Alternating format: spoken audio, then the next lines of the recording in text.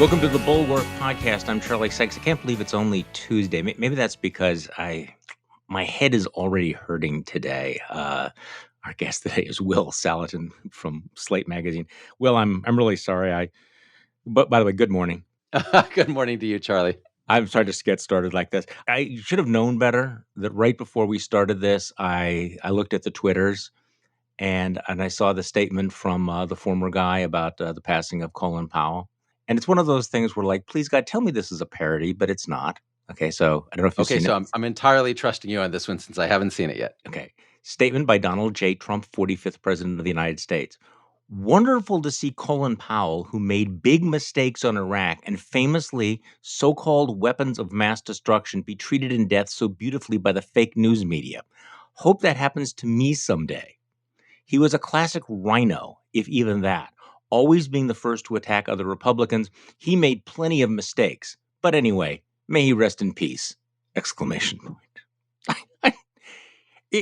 See, the Onion needs to go out of business. I mean, how do you write parodies? He wrote that. I mean, you can tell he actually probably dictated that, right? Right. Well, I hope that we've look. It would be great for our country, for the world, if we can get to the sort of humor stage of dealing with the former guy, like where these things are funny instead of scary. They're funny, but then you realize they are scary, right?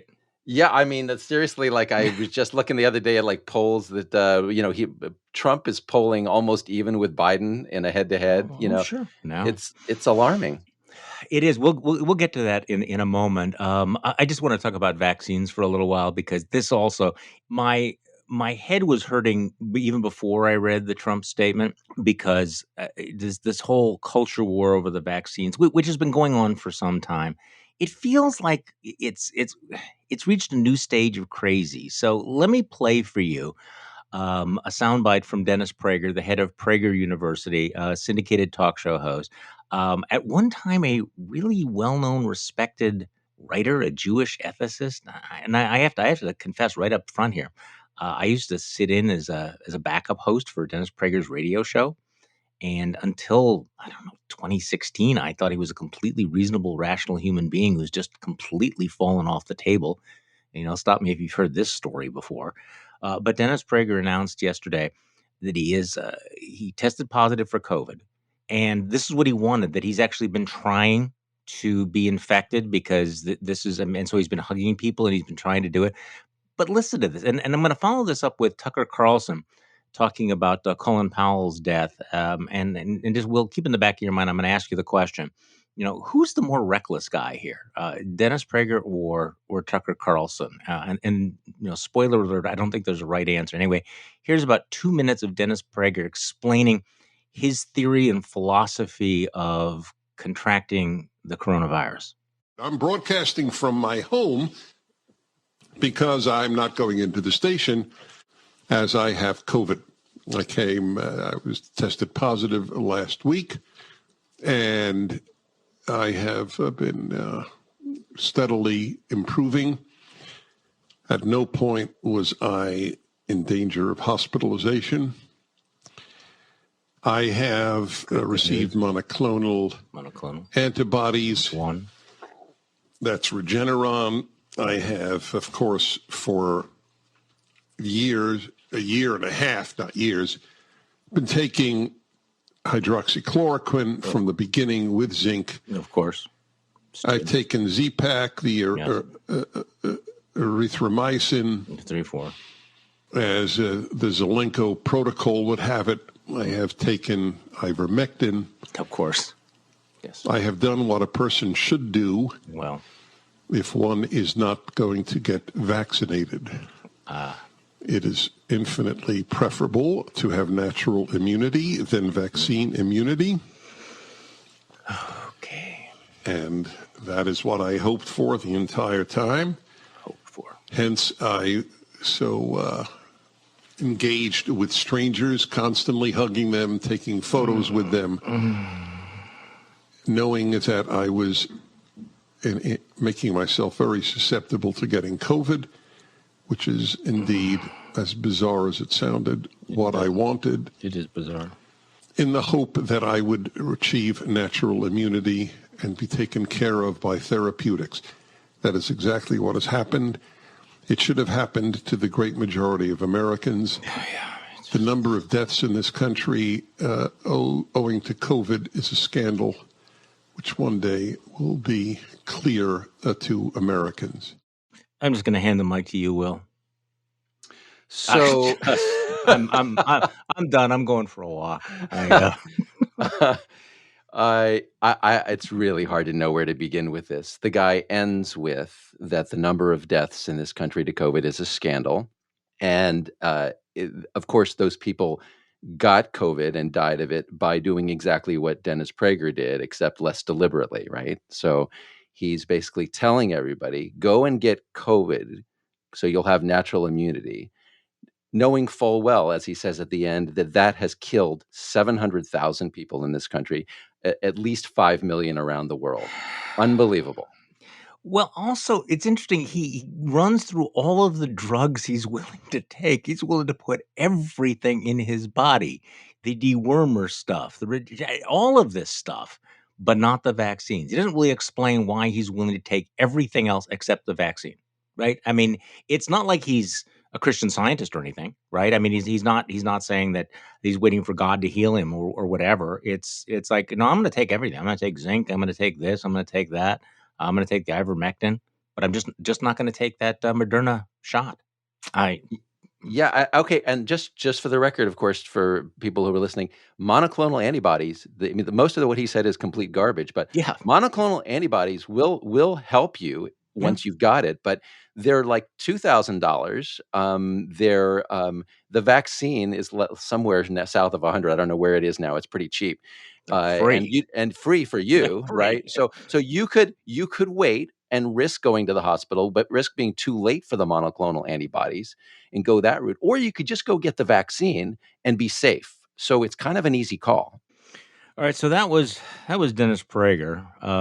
This is Tucker Carlson last night, who decides that he's going to try to score some points against vaccination by talking about the death of Colin Powell, who was 84 years old and suffered from a form of cancer that dramatically reduces the efficacy of the vaccines. You'll notice that he doesn't mention the fact that Colin Powell had the cancer. But anyway, here's Tucker Carlson. Like almost everyone his age, Colin Powell was fully vaccinated against COVID. And yet, according to his family and doctors, Colin Powell died of COVID. Of course, that fact does not make his death any less sad, nor is it unusual. Many thousands of vaccinated Americans have died of COVID. Former CDC Director Robert Redfield announced just today that about 40% of all recent COVID deaths in the state of Maryland, for example, are among those who've had both shots. So what does that tell you exactly? Well, it tells you you've been lied to. Vaccines may be highly useful for some people, but across a population, they do not solve COVID. That's not speculation. It is an observable fact. People who've been fully vaccinated can still get the virus, they can still transmit the virus to others, and they can still die from COVID. Colin Powell is hardly the only example of that. So the question is, why are they telling us otherwise? And the answer is simple. They're telling us that to divide us from each other, to set the country against itself. Yeah, sure. That's really what it's all about. It's not because they're trying to save lives and give out medical information that would be valuable to vulnerable populations. So, Will Saletan, who's more reckless here, Dennis Prager or Tucker Carlson? I feel like this is the old Ken es más macho, right? I can't adjudicate between these two guys. They each in his own way. Can I just take Carlson for a minute there? Yeah, please go. He run with it. So he says the conclusion from Colin Powell having had this breakthrough infection and died of it is, he says this shows that across the population, the vaccines, that was his phrase, do not solve the problem of COVID. So Carlson is smart enough to know that he's lying to you and he's misleading you in a fatal way. And here's how he misleads you.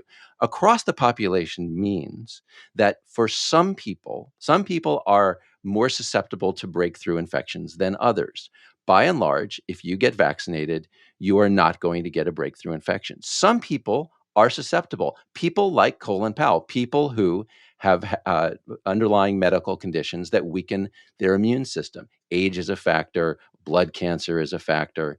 And I was just talking to a friend the other day who is in this situation, who got 2 doses of vaccine. The vaccine did not boost his antibody count because he has these underlying conditions. The 3rd dose did, and Colin Powell was about to get his 3rd dose, and that could have saved him if the timing had been different. But the point is, you, ordinary person, should get vaccinated. It will protect you. Plus, it will protect you when you are with a person like Colin Powell, like my friend, who is immunocompromised, right? So you're getting vaccinated for yourself because the vaccine will protect you, and you're getting vaccinated for the Colin Powells of this world who need you to not give them the virus. And that's the key point. Remember when Wisconsin Senator Ron Johnson, my old friend, was saying, why should you care whether anybody else gets vaccinated? If you're vaccinated, why should you care? Well, that's the answer. That Colin Powell obviously came in contact with somebody who did have COVID, who did then infect him. And one of the reasons why we do this is because we don't want to infect and sicken and perhaps kill people who are vulnerable populations. This should be, I guess, in answer to my question, I agree. It's kind of hard to choose between Dennis Prager and Tucker Carlson. I'm going to have to go with Tucker because his audience is so much bigger and because his dishonesty is so, I mean, it's so palpable. I mean, the sophistry, the way he twists and turns and misleads, and the fact that he knows better. Look, Dennis Prager is just, he's nutty, and it is reckless. There's no question about it. Talking about going around and hugging people, but I'm guessing that Dennis Prager thinks that's the right answer. I don't know, whatever. Tucker Carlson, I guess what really bothers me is I think that at some level he knows the game he's playing. He knows the logic chopping that he's going on. He's knowing how he is leaving facts out and that he's conflating, like with unlike. And what he's doing is he and other Fox News hosts and Rupert Murdoch and the whole Fox News operation needs to be held responsible for this.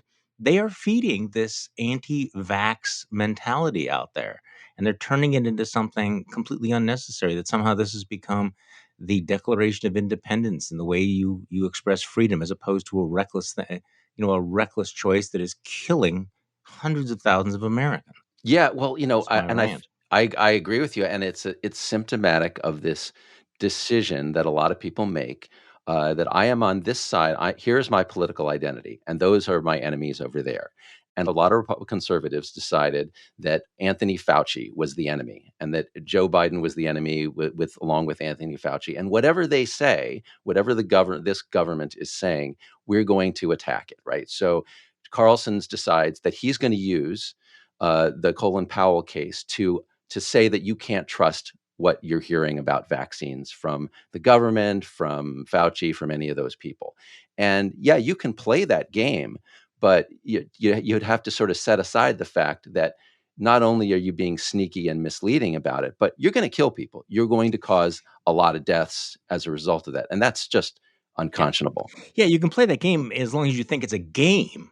Okay, so a couple of weeks ago, you wrote a piece how Joe Biden is winning the culture war over vaccines by singling out the anti-vaxxers as public enemy number one. So there's no question about it that there is a culture war.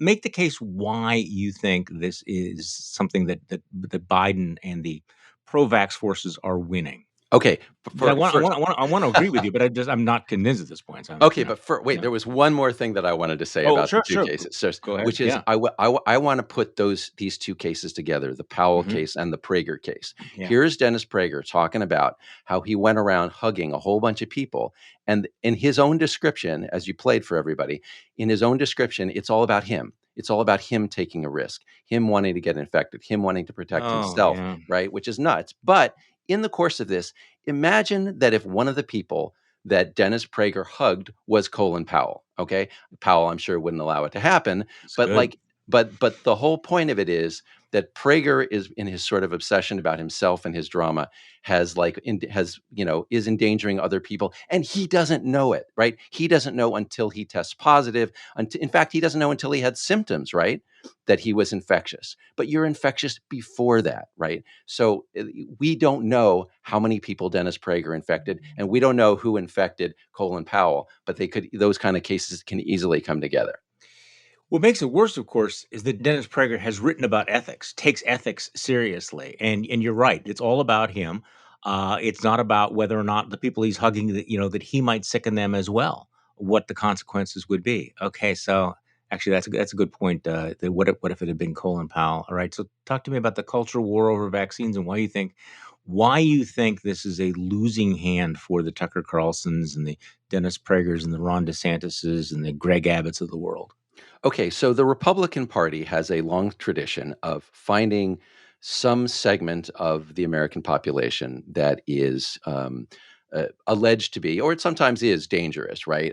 But even when it's dangerous, they mischaracterize it, they broaden it, they create a stereotype. So they've done this to a whole bunch of people over history. But famously, they've done it to gay people, saying that they're going to cause moral rot. Their marriages will destroy our marriages. They've done this to Muslims, not just sort of crazy radical Islamic terrorists, but like ordinary Muslims, like misrepresenting them as a threat. But when you get to what's happened with COVID is that has turned around, right? There is now a population of Americans who are genuinely dangerous to others, right? They are literally infectious. They are people who get infected because they have refused to get vaccinated. Now, here is a straightforwardly immoral behavior. That is, as in the case of Dennis Prager, whom we were just discussing, I'm deliberately not going to take advantage of this free vaccine that would make me that would protect me from infecting other people. And those people, right? Joe Biden is saying, and a lot of others are saying, a lot of Fortune 500 companies, a lot of employers, a lot of Americans are saying, look, you need to get vaccinated. You haven't done it yet. We're going to mandate that you get it. And for whatever reason, the Republican Party has decided, no, the unvaccinated people, the deliberately unvaccinated people are part of our base. So we will defend them. So here is the one group that is doing something genuinely immoral and dangerous. And the Republican Party, instead of being the party of morality, has decided to be the party of let it all hang out, man. Don't tell me what to do. Yeah, it doesn't really sit well on them, does it? I mean, you're right. I do think that there's genuine anger against the unvaccinated. Can I go back to another point we were talking about the third shot, though? Yeah. And the role of government. Just yesterday, my wife and I were going on the Walgreens website looking to see when we could get our booster shot or third shot, everything, and realized, of course, because we're Moderna vaccinated, that we're not eligible to do that because of the FDA, because the bureaucracy is dragging its feet. So, okay, I'm very, very angry at the anti-vaxxers, the people who are unvaccinated. I think this is a pandemic of the unvaccinated. But I'm feeling growing frustration about the bureaucracy. Like, it is, past the middle of October, and we still do not have approvals for these boosters or these third shots yet. Where's the approval for children who are in school right now? And I keep asking the question, what is the FDA? I mean, how many tens of millions of test cases do we have to have before the bureaucracy has some sense of urgency in moving on all of this? And I have to say that I find myself getting as frustrated, probably not as frustrated, but certainly, parallel frustrated about the bureaucracy. As you point out, that third shot might have saved Colin Powell's life. If these boosters are necessary, or the third shots are necessary to save human lives, then what is the culpability of the bureaucracy in not moving ahead more quickly? Well, I think the bureaucracy is adjusting a little bit. Like I think recent decisions have moved a little faster than the earlier decisions, and you can certainly see. I think it's complicated because, like, take Fauci, for example. Fauci has, for the last 3 or 4 months, been out in front of these decisions, basically going on TV and telegraphing, look, it's coming. The booster approvals are coming. The approval for kids is coming. And they're doing this sort of before the official decision is made. It's almost like part of the government is trying to drag the rest of the government. I mean, we got in this habit when Trump was president of, like, worrying about, the White House, the administration, quote, interfering in science, interfering in decisions of the CDC or the FDA. And now that Trump is out of the way, in some ways, we've sort of had a clearer idea of, okay, well, we don't want to interfere with science, but bureaucracy is part of this equation, and bureaucracy does move slowly, and sometimes you do have to push bureaucracy. In terms of push, Trump talked about how he told, what was it? He told the FDA or whatever, you got to get on the stick, you got to approve this stuff, and the FDA said no, and everybody said, let's stand by the FDA. But there is a case for urgency. I mean, that's why we have emergency authorizations, Charlie, right? The emergency authorization process is for it's what the word shortcutting. emergency is about. No, this is one of the things where I keep looking at the calendar and the death count and going, if you're really not going to move things up in this circumstance, when would you do this? Okay, so because this gets me to and just to be clear on the record, that we just had the announcement within the last day, right? That or it was not an announcement, but the FDA is going to approve the mix and match, so you'll be able to get your No, I know. boost. I just and then it'll be all right. So you're a well-known theologian, right? I mean, you studied theology. No, me neither. But I was about to move on from the vaccination stuff, but I can't. You saw the Dan Bongino thing where he says, if Cumulus Radio Network requires me to get a vaccination or lose my job, I'm out of here. What bullshit! First of all, he's probably already vaccinated, but this again is the feeding this. Don't you tread on me by helping save my life. But the weirdest thing that I've seen is from the Federalist. This is Ben Dominich's publication, Mr. Meghan McCain, who somehow continues to be treated like a serious intellectual, but leave that aside for a moment.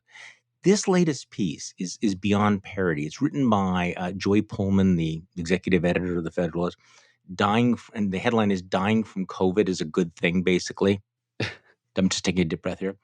God decides when we die, not COVID. Okay.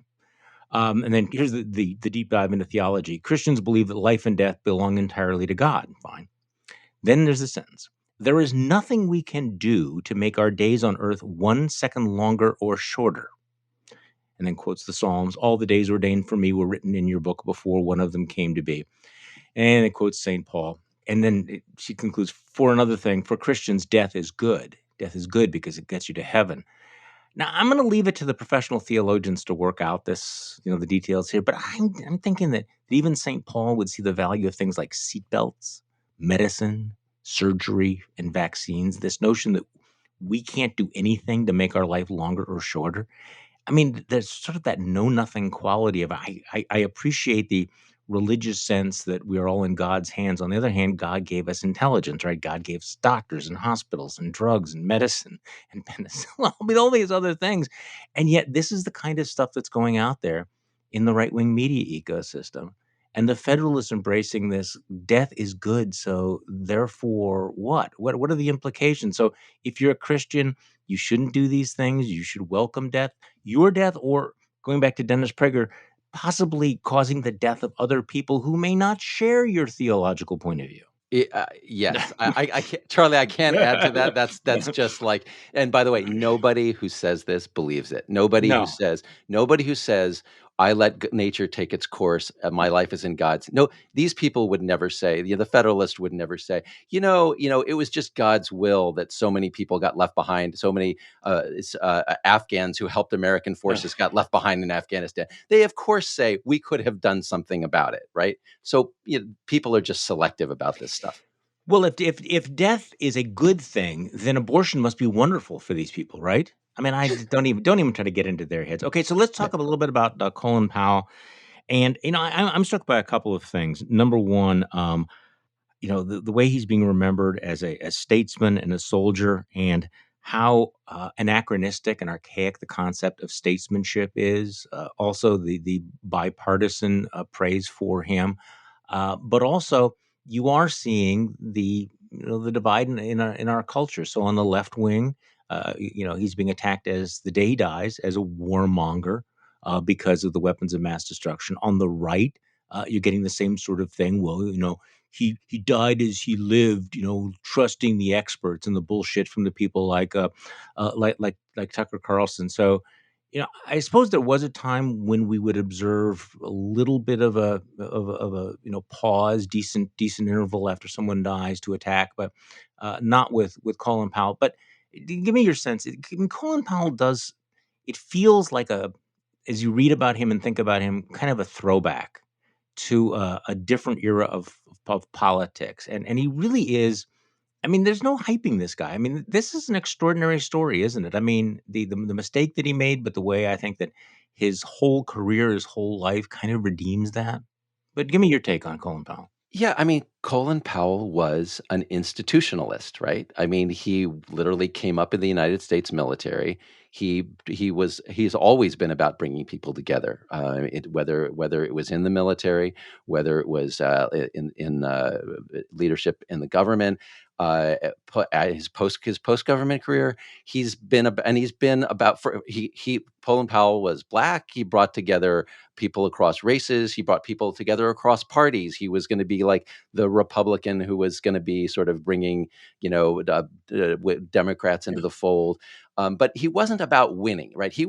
Powell was the opposite of Donald Trump, right? Donald Trump's idea was, I'm going to go in, I'm going to identify a group of people who are going to be my base. I'm going to call everybody else, evil, and I'm going to set them against each other. And Powell's idea was, what can I build here? How can I bring people together? How can I make America more unified and stronger? And the other thing that people forget about Colin Powell admitted his mistakes, right? He screwed up about the weapons of mass destruction. He didn't lie about it. He got it wrong. And then he later said he admitted, right? So there are no human beings who don't make mistakes. We all make mistakes. The question is, what do you do when you get something wrong? Do you lie about it like Donald Trump and never admit your error? Or do you correct it and try to help everyone else, which is what Colin Powell did?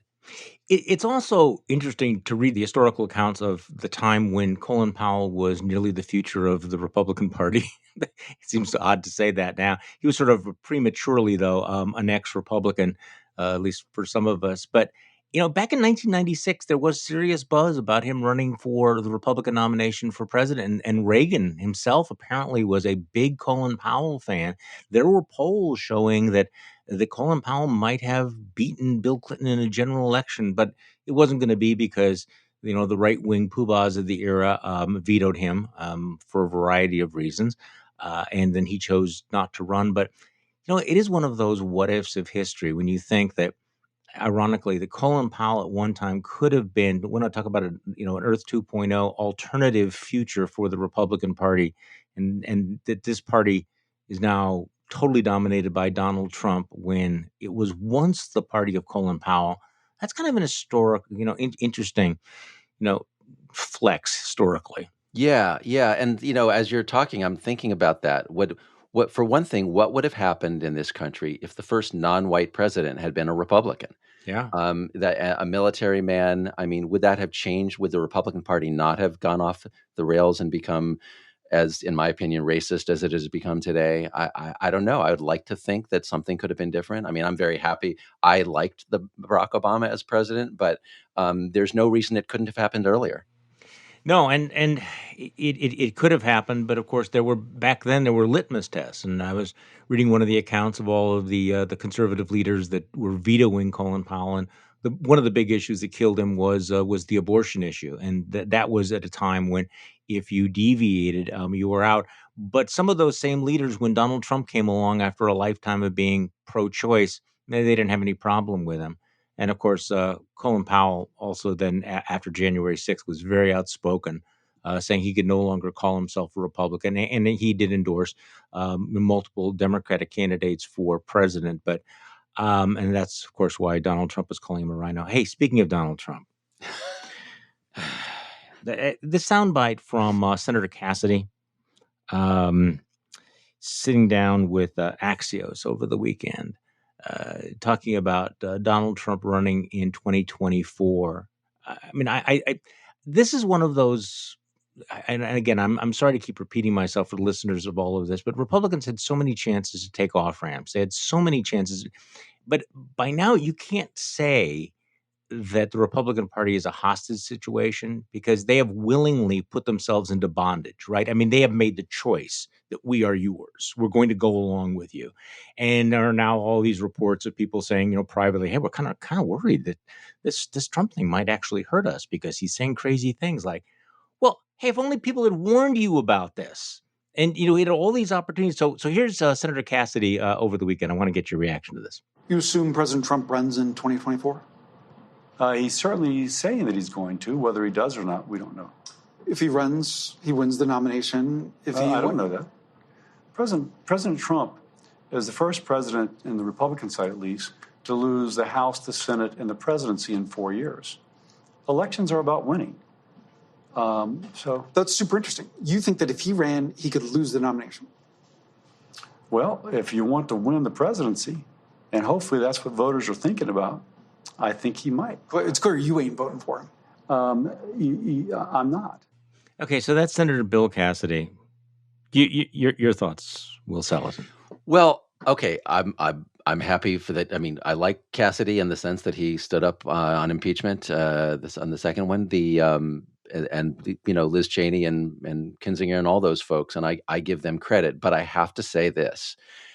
Yeah, think about the Conservative Party in the United States the way you would look at the Conservative Party in another country and ask yourself this question. What would they do if a strong man came to power? Well, we already know the answer, right? We know the answer that in this country, America, the Conservative Party completely knuckled under to this guy, and there was nothing he could do that could stop, including attempting a coup, that could stop them from supporting him. And so I don't see why I should have any confidence that the Republican Party, as an apparatus, the people in power, would stand up and oppose a Trump nomination. Now, conceivably, somebody would start some moot grounds. I mean, I don't see any courage there. And I see them doing exactly the same thing they did before, which is rationalizing why they should fall in line behind him. I completely agree with you. I admire Bill Cassidy. I respect his courage there. But when he suggests that there's a possibility that somebody could beat Donald Trump for the nomination, I think he's delusional. I mean, what possible bit of evidence do you have that they're not simply going to roll over again? I think that they're in the position of sort of thinking, well, something will come along. Somebody will stand up against him. By the way, I lived through this back in 2015 and 2016. You have baseball crank over at National Review whose great anti-Trump line is, well, maybe he'll die, so we don't have to actually do anything or take any stand. So no, I agree. All right, I want to talk about just some of the political maneuvering that's going on, the whole Mansion cinema stuff, the Democrats wrestling with the idea of police reform, Steve Bannon being the subject of a criminal referral today. But let's do this first. Thanks for listening to today's Bulwark podcast, and a special thank you to all of the Bulwark Plus members. We launched Bulwark Plus a year ago, and I don't think we really had any idea back then how fast it would grow or the kind of challenges we'd all be facing in the post-Trump era. If you've been listening to us or reading our newsletters, the in-depth pieces on our homepage, you know that we are committed to telling you what we think in a thoughtful, non-tribal way. But we're also not going to pretend these are normal times, and we're not afraid to try to make a difference here at the Bulwark. And we intend to keep fighting because the challenges to democracy are more urgent than ever. None of this would be possible without your support, and we're very grateful. If you haven't signed up yet for Bulwark Plus, please consider becoming part of the Bulwark community. And if you already have, thanks.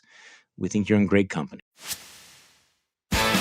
Okay, we are back with Slate Magazine's Will Saletan. So, first of all, just give me your sense of where we're at on the reconciliation bill, because over the weekend you had this sniping back and forth between Bernie Sanders and Joe Manchin. The progressive media seems to be absolutely obsessed with vilifying Kirsten Sinema, and I guess part of it. I guess I'm a little frustrated by this because I'm frustrated by the political gamesmanship, but also the tone of so much of the coverage is there can't possibly be any principled reason why a moderate would be a moderate, and I just don't think this has been a constructive debate so far. I'll just throw it over to you now. Yeah. So the look. Let me just step back and put a general perspective on this. My general perspective, which is there is not. Let's put it this way. The debate among the Democrats is about how many trillions of dollars to spend, right? There's no debate about the first 1.5 trillion. They can have that. That's on top of the 1.9 trillion that went before COVID relief and the related stuff, and it's a down payment, right? They could do more later, so it's completely insane that they're like going nuts and tearing their hair out and attacking each other over what comes after the first 1.5 trillion. This whole debate is completely warped by the feeling among Democrats that they will never be back in power, or they won't be back in power for another 10 years, and therefore they have to program 10 years worth of spending right now. I mean, Joe Manchin's position is sort of, I'm willing to spend this much. I'm a little scared about spending more than that. Let's wait and see. A normal political situation would be, let's commit this much money and we'll fund these programs, and then we'll take our case to the voters, right? And we'll say, look, this is working, put us back in power, reelect us, and we'll do more. It seems to me that the half a loaf or third of a loaf thing is exactly the way they should approach this. Yeah, that is normal politics. I guess also I'm going to get your reaction to all of this. The real focus on the campaign contributions to Kirsten Sinema and Joe Manchin, that somehow they have been bought, they've been paid for. There's sort of that they are sellouts. Look, there's no question about it. The campaign finance can distort the agenda. But it seems like almost kind of a cheap and lazy way of analyzing all of this, to simply assume no good faith whatsoever, no legitimacy to the arguments, no legitimacy to the normal politics you just described, that it all must be the fact that, you're a bought off whore. And I wrote something, somewhat favorable to Kirsten Sinema, or at least like, hey, hear her out here, or don't follow her into bathrooms. And I'm getting all this, what, are you getting big pharma money too? You sell out prostitute. It's like, whoa. It's like, I mean, money's important, but I don't know. It seems like it's become kind of a crutch as opposed to actually confronting the arguments to the extent they're being made. Oh, I agree with you completely. And it's not just happening on the left. This weekend on Sunday, I saw Ron Johnson, the Republican senator from Wisconsin, doing a rant about, he and Maria Bartiromo doing a rant about big pharma, and that somehow the stuff of, like ivermectin works, and, monoclonal antibodies, it was all about how, we shouldn't trust the government on vaccines because it's all about big pharma. And A, it's wrong. And B, as you say, it's cheap and easy, and it allows you to sort of not deal with the substance of the argument. Right. And let's take Joe Manchin, right? Joe Manchin wants to means test all government subsidies, right? And he wants to means test the child tax credit. When we can have an argument about at what level you should means test it. $60,000 of income in West Virginia isn't the same as $60,000 in New Jersey, right? So like that's a substantive argument. Instead, we just get this sort of Manchin is bought and paid for stuff that bypasses it, and it's bad for our national conversation about what we should be doing. All right, so you have a very provocative piece about Democrats and police reform today. That uh, let me just set up this way. I don't know whether you've seen this new Suffolk Boston Globe poll on the question of defunding the police. Haven't. It's really interesting, and it's kind of a good way to set up your piece. And it really, in sort of one question, you get a sense of how disastrous defunding the police is, but how, in fact, people are open to some kind of police reform. So the question was, when it comes to the Boston police, and I assume this is a poll of Boston voters, when it comes to the Boston police, which of the following three options comes closest to your opinion? Defunding the police in order to reduce their power, 10%. I believe in a strong police force, but we need to reallocate police funding into mental health and social programs, 56%. I believe the police need more funding and support to better protect our community, 25%. So I'll just turn this over to you. Clearly, the slogan defund the police gets no traction anywhere, including very liberal cities like Boston. But people are open to, hey, there are some things we can do to make the police work better. Right. Exactly. I mean, policing is a very practical job, right? You're trying to reduce crime, make people safer. It's exactly the kind of area where we should be able to have a less ideological, more practical, discussion. So defunding, right?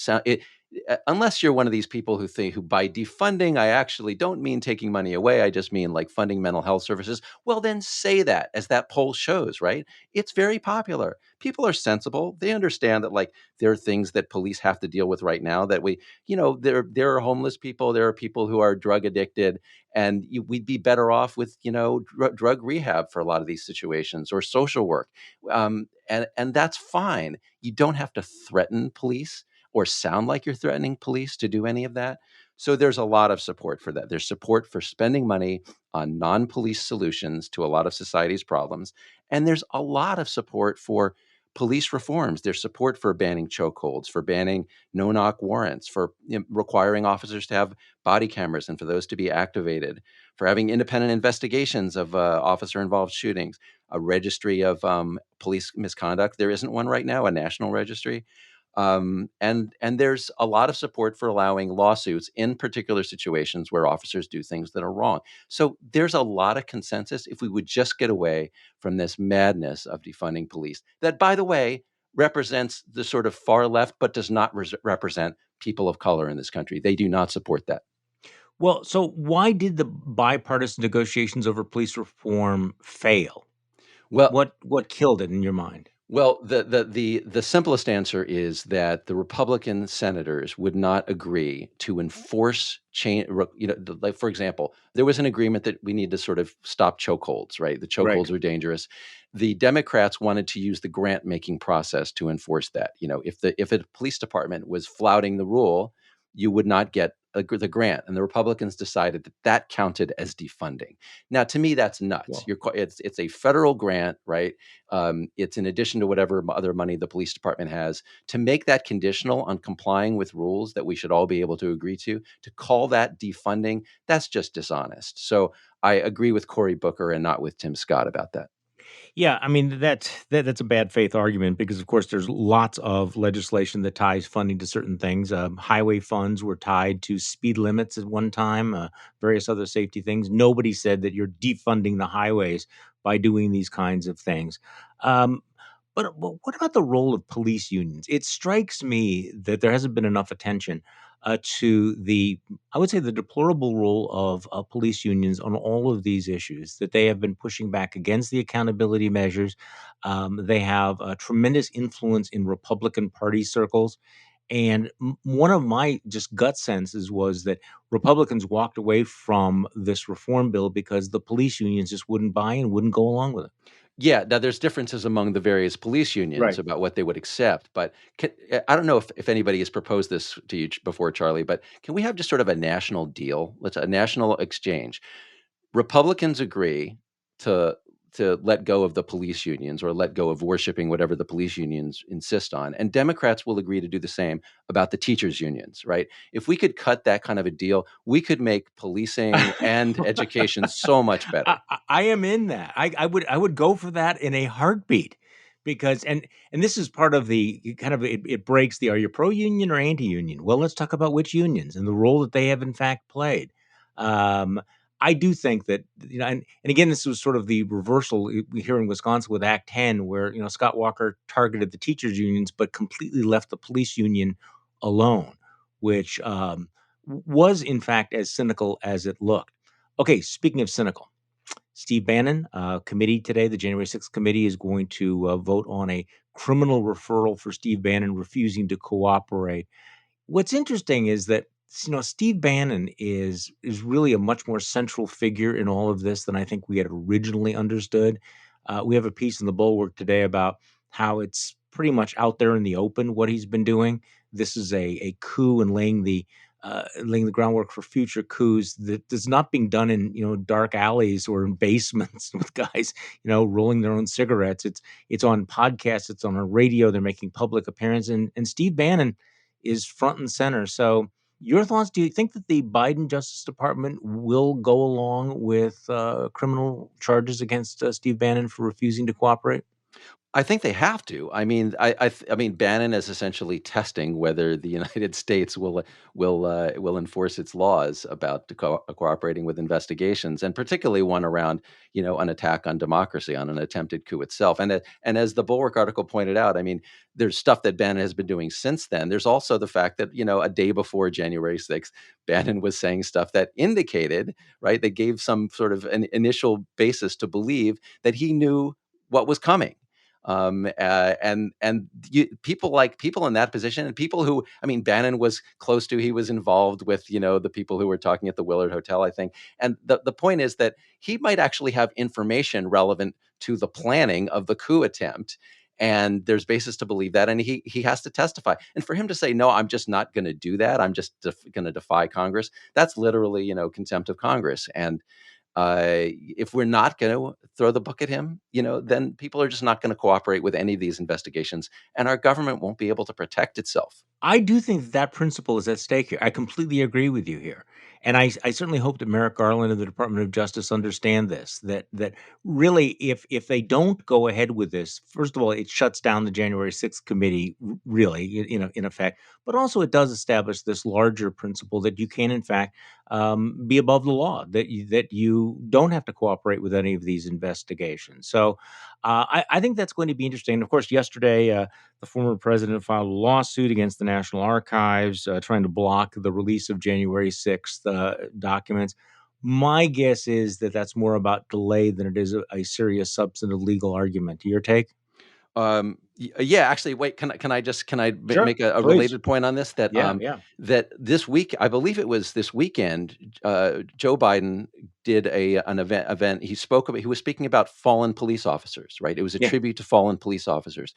And Biden made the point, right, that if you believe in law and order, you need to be on the side of the police officers Yeah, no who risked, shit. and in some cases gave their lives, right, to protect the country, to protect our democracy on January 6th. What we have in sort of the January 6th uprising, and Kevin McCarthy and others saying, well, let's just forget about that, and now Bannon defying Congress, defying the investigation, is basically the Republican Party saying that it doesn't believe in law and order, except when it's Black people who are, protesting in the streets. When it's white people who are planning a violent insurrection and executing that insurrection, and then trying to excuse it and prevent it from being investigated, then in that case, suddenly the Republican Party doesn't give a damn about police or about law and order. I think that's a very powerful message. Do Democrats understand it? Are they going to be comfortable with pushing that to go right at the traditional strength of the Republican Party on law and order? Because clearly there's a little bit of cognitive dissonance there. The position that Trump and the Republicans have taken on the insurrection and on the violence against police, the whole Ashley Babbitt thing. Are they going to be able to do that? I mean, do they? I'm having a hard time imagining the Cory Bushes of the world doing it, but I can certainly imagine Joe Biden doing it. Yeah, I don't. It remains to be seen. As you know, Charlie, that's not what Democrats generally do, right? Right. They don't know how to take that side of these issues. But if you just look across the board at what the Republican Party has done, right, basically successively abandoning every principle that it claimed to stand for, that essentially renders those principles vacant, right? There's a vacancy waiting there. The Democratic Party could move in and say, we are the party of law and order. We will enforce the subpoenas. We will make sure that this attempt to overthrow our government is prosecuted. We will be the party of morality. We will speak frankly about people who refuse to get vaccinated and endanger others, that they are a menace, and that we need to protect ourselves from them and mandate vaccination. I just don't know if the Democrats have it in them to do that. Well, they really ought to give them some good advice. So, what else are you looking at this week? What are you watching, Will? Oh, heck. Yeah. What else was on my list? I can't even remember. What's on yours? Well, see, this is the problem because I sometimes get locked into the things that I'm obsessed about, which I think are pretty obvious, and sort of miss some of the other things. I also think that the Democrats need to do a better job of marketing their social ideas, like the child tax credit. I know that there are some polls out there suggesting the child tax credit is not necessarily as popular as they might have imagined, but I think this is another area where I think that they can steal a march on Republicans in terms of being pro-child, pro-birth, pro-family.